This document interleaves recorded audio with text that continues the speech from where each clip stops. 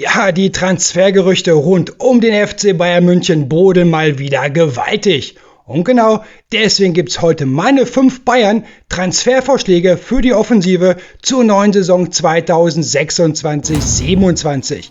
Ja, hallo liebe FC Bayern und Fußballfans. Schön, dass du wieder auf Werners Fußballecke mit am Start bist zu meiner neuen FC Bayern Transferprognose.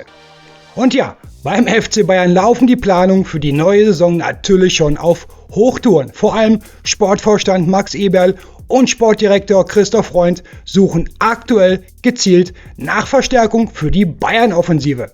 Gerade auf der linken Außenbahn wollen die Bayern nochmal nachlegen, denn gesucht wird ein echter Backup-Spieler, ja, für Luis Diaz. Und natürlich, wie fast jedes Jahr auch wieder, ein zusätzlicher Backup-Stürmer für Harry Kane. Auch wenn Bayern das Champions-League-Finale leider verpasst hat, haben die Münchner für mich trotzdem immer noch mit die beste Offensive in ganz Europa. Mit Spielern wie Luis Diaz, Michael Olise, Jamal Musiala oder natürlich auch Harry Kane gehört Bayern offensiv absolut zur Weltspitze. Das Problem ist allerdings schon, dass Bayern aktuell keinen wirklichen zweiten Topspieler für die linke Außenbahn hat. Also kein Spieler, den du mit richtig Qualität und neuer Offensivpower mal in der zweiten Halbzeit zum Beispiel für Luis Diaz bringen kannst. Denn klar ist auch, selbst Weltklasse-Spieler wie Kane oder Diaz brauchen irgendwann mal auch Pausen. Und genau da fehlt dem aktuellen Bayern-Kader meiner Meinung nach einfach noch qualitativer Ersatz. Hier sehen wir übrigens gerade die Top 5 Bayern-Spieler mit den meisten Einsatzzeiten aus allen Pflichtspielen aus dieser Saison. Bei Harry Kane muss man zwar sagen, dass er hin und wieder mal seine Pausen bekommen hat, weil man ja Nicolas Jackson im Kader hatte, beziehungsweise er jetzt wieder zurück zum FC Chelsea geht. Aber wenn ich ehrlich bin, so richtig überzeugt hat mit Jackson eher gesagt nicht wirklich. Michael Olise hatte während der Saison ebenfalls immer wieder kleinere Pausen bekommen und wurde dann teilweise durch Lennart Kahl auf der rechten Außenbahn ersetzt. Aber gerade von der Bank aus fehlt Bayern trotzdem weiterhin eine echte Alternative für Luis Diaz. Und nach dem Abgang von Jackson eben auch wieder ein richtiger Backup für Harry Kane im Sturmzentrum. Klar, ein Serge Gnabry kann vorne spielen, aber er ist eben kein echter gelernter Mittelstürmer. Und halbe Lösungen bringen dir am Ende auch nichts, wenn du endlich wieder die Champions League gewinnen willst. Und jetzt schaut euch mal diese Bilanz von Luis Diaz an. Bis auf die 4 Spiele hier, die er wegen Gelbsperren bzw. Rotsperren verpasst hat, wurde Diaz in bislang 53 Saisonspielen unglaubliche 49 Mal eingesetzt. Und davon stand er sogar 44 Mal in der Startelf. Also wirklich eine absolute Hammerbilanz. So, bevor wir uns gleich meine 5 Transfervorschläge für die Bayern-Offensive genauer anschauen, würde ich sagen, lasst mir gerne ein Like fürs Video da, abonniert Werners Fußballecke und aktiviert die Glocke, damit du auch in Zukunft kein neues FC Bayern Video mehr verpasst. Und jetzt schauen wir uns den ersten Top-Transferkandidaten für den FC Bayern München genauer an. Ja, schauen wir uns den ersten möglichen Bayern-Transfer an. Und ja, eines der aktuell heißeren Transfergerüchte ist tatsächlich Charles de Ketelaere von Atalanta Bergamo. Und ich muss sagen, vom Spielertyp her wäre de Ketelaere eigentlich schon ein sehr interessanter Spieler für den FC Bayern. Der Belgier ist Linksfuß und dazu offensiv extrem flexibel einsetzbar. Seine Hauptposition ist zwar ganz klar die des offensiven Mittelfeldspielers bzw. die klassische Zehnerposition. Allerdings kann de Ketelaere auch auf dem rechten Flügel wie aber auch im Sturmzentrum spielen. Und genau diese Flexibilität gefällt den Bayern natürlich. In der aktuellen Saison kommt de Ketelaere bislang auf 40 Spiele mit 5 Toren und 7 Torvorlagen. Dazu ist er technisch richtig stark, hat ein gutes Dribbling und gilt generell als sehr kreativer Passgeber in der Offensive. Was zusätzlich interessant ist, mit seinen 1,92 m bringt er auch ordentlich Kopfballstärke mit. Gerade das wäre natürlich nochmal eine zusätzliche Waffe für die Bayern-Offensive. Sein aktueller Marktwert liegt momentan bei rund 35 Millionen Euro. Und da er bei Atalanta Bergamo noch einen Vertrag bis Juni 2028 besitzt, dürfte die mögliche Ablösesumme wahrscheinlich irgendwo zwischen 35 bis 45 Millionen Euro liegen. Aber wenn ich ehrlich bin, so richtig glaube ich an dieses Transfergerücht ehrlich gesagt nicht. Denn auf der 10er-Position ist Bayern mit Jamal Musiala sowieso absolute Weltklasse besetzt. Dazu können im Notfall auch ein Serge Gnabry oder sogar Lennart Kahl diese Rolle übernehmen. Und die große Frage ist für mich halt auch, kann De Ketelaere wirklich noch dieser absolute Unterschiedsspieler werden?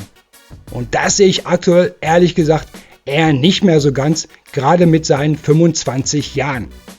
Trotzdem bleibt er natürlich ein spannender Spieler und ein interessanter Name für die Bayern-Offensive. So, und dann schauen wir uns direkt gleich den nächsten möglichen Bayern-Transfer an. Und klar, an Anthony Gordon kommt man bei den aktuellen Bayern-Transfergerüchten momentan einfach nicht vorbei. Wobei es zuletzt ein bisschen ruhiger geworden ist rund um Gordon und den FC Bayern. Der Hauptgrund dafür ist natürlich die extrem hohe Ablöseforderung von Newcastle United. Denn Newcastle soll aktuell immer noch zwischen 80 bis 90 Millionen Euro verlangen. Und das ist natürlich schon eine gewaltige Summe. Wenn man sich allerdings Gordons Zahlen anschaut, also Tore, Vorlagen und generell seine offensive Flexibilität, dann passt er eigentlich perfekt zum Anforderungsprofil des FC Bayern. Denn Gordon könnte sowohl Luis Diaz auf der linken Außenbahn vertreten, aber im Notfall eben auch Harry Kane im Sturm unterstützen. Und genau diese Vielseitigkeit suchen die Bayern aktuell auf jeden Fall. Wenn Bayern Anthony Gordon allerdings für ungefähr 50 bis 60 Millionen Euro bekommen könnte, dann wäre das für mich definitiv ein Transfer, den man machen muss. Denn seine Dynamik, seine Geschwindigkeit und sein Zug zum Tor würden perfekt zum Bayern-Spiel passen. So wie man aktuell lesen kann, wäre der FC Bayern wohl auch bereit, bis zu 60 Millionen Euro für Gordon zu zahlen. Aber ich glaube, das wäre dann wirklich die absolute Schmerzgrenze bzw. das Ende der Fahnenstange. Denn sollte dieser Transfer am Ende nicht klappen, würde ich persönlich lieber 2 Offensivspieler für die nächste Saison holen, statt fast das komplette Budget nur in einem einzigen Transfer zu investieren. Und genau diese Transferkandidaten für die Bayern schauen wir uns jetzt genauer an. Ja, ein wirklich sehr spannendes Transfergerücht finde ich persönlich ja Dusan Vlahovic von Juventus Turin. Und irgendwie taucht dieses Bayern-Vlahovic-Gerücht ja gefühlt wirklich jedes Jahr wieder auf. Diesmal gibt es allerdings einen richtigen wichtigen Punkt, der diesen möglichen Transfer deutlich interessanter macht. Denn im kommenden Sommer wäre Dusan Vlahovic ablösefrei auf dem Transfermarkt. Und das wäre natürlich schon ein echter Pluspunkt für den FC Bayern. Klar, Bayern müsste wahrscheinlich trotzdem ein ordentliches Handgeld für die Vertragsunterschrift bezahlen. Aber keine Ablöse zu zahlen, das wäre natürlich heutzutage für so einen Stürmer ein riesiger Vorteil. Was man bei seiner aktuellen Saisonbilanz für Juventus Turin außerdem nicht vergessen darf, Vlahovic hat in dieser Saison 25/26 ganze 25 Spiele verletzungsbedingt verpasst. Und dafür sind seine aktuellen Zahlen ehrlich gesagt noch ganz okay. Denn grundsätzlich ist Vlahovic jetzt eigentlich kein Spieler, der ständig wegen Verletzungen ausfällt. Und wenn man sich seine Torquote der letzten Jahre bei Juventus generell anschaut, dann kann sich das wirklich absolut sehen lassen. Man darf dabei auch nicht vergessen, in der Serie A wird traditionell nicht unbedingt der offensivste Fußball gespielt. Und trotzdem liefert Vlahovic dort regelmäßig seine Tore. Spielertypisch wäre natürlich sowieso extrem interessant für die Bayern. Er ist ein physisch unglaublich starker, klassischer Neuner mit 1,90 Meter Körpergröße. Dazu kommt sein eiskalter Torabschluss, sein starkes Stellungsspiel im Strafraum und generell eine richtig hohe Effizienz vor dem Tor. Besonders sein starker linker Fuß macht ihn extrem gefährlich. Dazu kommen seine Durchschlagskraft und seine Kopfballstärke und genau deswegen zählt er für mich weiterhin zu den gefährlichsten Stürmern in der Serie A. Und man darf auch nicht vergessen, Vlahovic ist gerade erst 26 Jahre alt geworden. Ein möglicher Knackpunkt könnte allerdings sein aktuelles Gehalt werden. Denn aktuell verdient er bei Juventus Turin wohl rund 22 Millionen Euro brutto. Und das ist natürlich schon eine gewaltige Summe. Aber ja, so wie man zuletzt immer wieder lesen konnte, soll Vlahovic selber durchaus offen für einen Wechsel zum FC Bayern München sein. Da müsste er beim Gehalt wahrscheinlich aber auch etwas entgegenkommen, vor allem wenn er endlich mal wieder große Titel gewinnen möchte. Und deshalb sage ich ganz ehrlich, ablösefrei könnten die Bayern bei so einem Transfer eigentlich kaum etwas falsch machen. Gerade wenn man einen echten Backup für Harry Kane haben möchte, wäre Dusan Vlahovic für mich wirklich eine sehr spannende Option für den Sommer. Ihr könnt ja mal gerne euren Wunschtransfer für den FC Bayern 2026-27 unten in die Kommentare schreiben. Da bin ich echt mal gespannt, wenn ihr euch für die Bayern-Offensive wünschen würdet. Und jetzt kommen wir zum nächsten richtig spannenden Bayern-Transfergerücht für die Offensive. Und diesen Spieler finde ich persönlich mal mega interessant. Richtig, Mika Götze von Ajax Amsterdam. In dieser Saison hat Götze mit 17 Toren und dazu nochmal starken 12 Torvorlagen seinen großen Durchbruch geschafft. Und ja, der Linksaußenspieler wird gerade erst im Juni 21 Jahre alt. Also absolut kein Wunder, dass auch Vereine wie zum Beispiel der FC Barcelona oder Manchester City großes Interesse an Mika Götze haben. Seine absoluten Hauptstärken liegen ganz klar im explosiven Dribbling, seiner hohen technischen Qualität und seiner enormen Schnelligkeit. Durch seine Position auf dem linken Flügel und seinen starken rechten Fuß zieht er immer wieder gefährlich in die Mitte, um entweder selbst abzuschließen oder direkt gefährlich in den 16er einzudringen. Und gerade das 1 gegen 1 Dribbling gehört zu seinen ganz großen Stärken. Mit insgesamt 170 Dribbling-Versuchen Stand Ende April ist Götze sogar der aktivste Dribbler der holländischen Liga. Und jetzt kommt der Hammer, seine Erfolgsquote von 79% gehört zu den absoluten Spitzenwerten der europäischen Top 10 Ligen. Klar, seine absolute Hauptposition ist links außen. Aber bei einer möglichen Ablösesumme von ungefähr 30 bis 32 Millionen Euro wäre das auf jeden Fall eine richtig starke Investition in die Zukunft des FC Bayern München.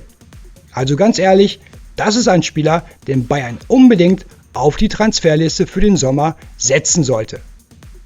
Und jetzt kommen wir zum letzten Bayern-Transfer für die Offensive. Ja, Said Elmalah vom 1. FC Köln.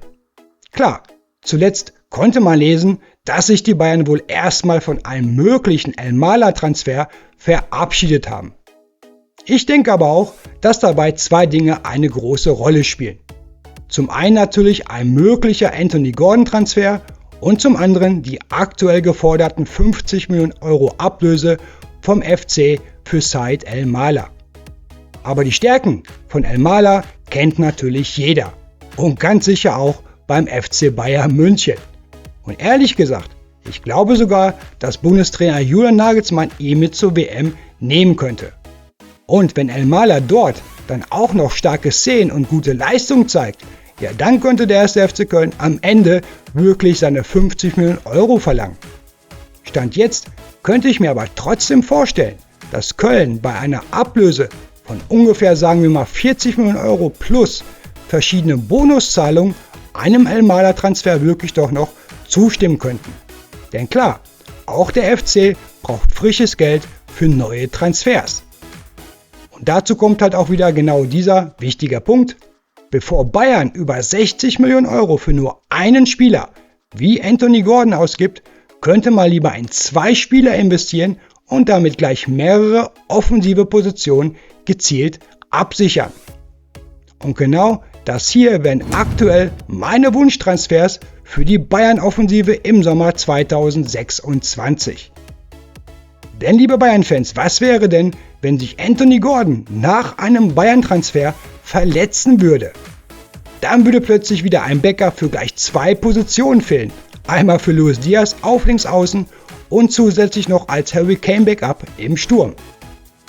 So hätte man einen ablösefreien Dusan Vlahovic schon mal einen wirklich sehr starken Kane Backup.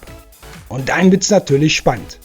Holst du zusätzlich eher Mika Götz oder doch Said El-Mala? Ich persönlich könnte mir schon richtig gut vorstellen, dass Mika Götz ein super Backup hinter Luis Diaz werden könnte. Denn so ein junger Spieler wäre bestimmt noch extrem lernfähig, gerade mit Weltklasse-Spielern wie Michael Olise, Jamal Musiala oder natürlich Luis Diaz an seiner Seite. Für Said El-Mala spricht dagegen wiederum seine Flexibilität in der Offensive. Denn immerhin hat El-Mala in dieser Saison auch schon als Stürmer gespielt und dabei immerhin 3 Tore in 10 Spielen auf dieser Position erzielt. Und auch er würde sich bei solchen Spielern natürlich nochmal enorm weiterentwickeln können. Genauso wie man es zuletzt auch bei Michael Olise gesehen hat. Also ja, liebe FC Bayern und Fußballfans, das wären jetzt so Stand der Dinge meine Wunschtransfers für die Bayern-Offensive im Sommer 2026.